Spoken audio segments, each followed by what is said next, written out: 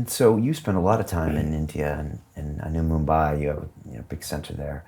Why do you, what did you ultimately find in India? And why do you think something told you to go there? When I was traveling through Europe, I was studying Christianity, Judaism. When I was traveling through the Middle East, I was studying Islam. When I was in India, I was studying and living with various schools of Buddhism and yoga and Hinduism.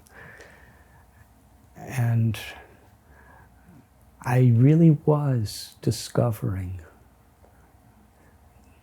that at the heart of all these true spiritual paths was something beautiful and common. I remember in the Old Testament and the New Testament, the first and great commandment is to love God with all your heart, all your mind, all your soul. And the natural expression of that love is that we love our neighbor as ourselves. And everyone's our neighbor.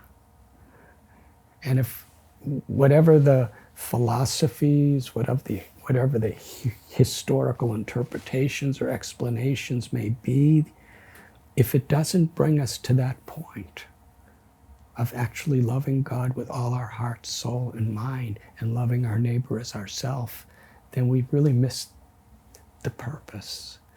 And when I reached India,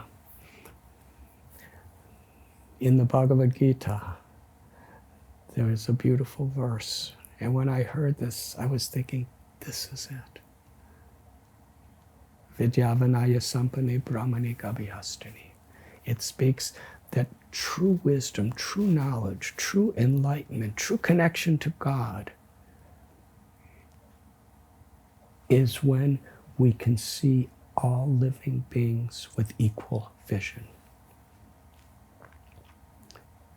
Whether one is a Hindu or a Muslim or a Christian or a Jew or a Jain or a Sikh or a Parsi, or whether one's an agnostic or an atheist, or whether one is a male or female, rich or poor, whether one is a human or a dog or a cat or a cow or an elephant.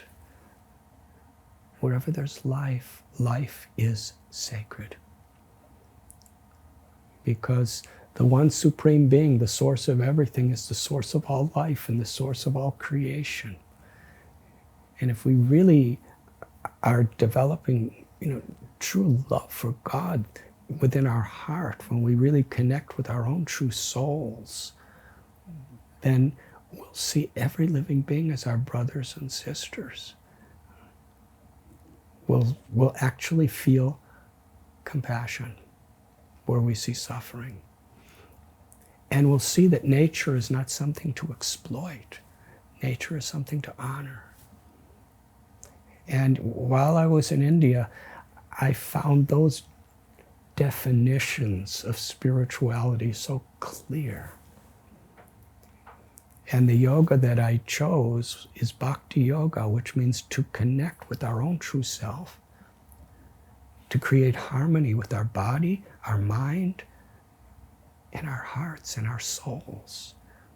And in that harmony, we realize the harmony among all humanity, all species of life, and harmony with nature. And harmony with God brings about that experience. And that's really at the core of all religions. So it's not about being this religion or that religion. It's about how we're actually connected to our own true divine self, how we're actually connected through love with the Supreme.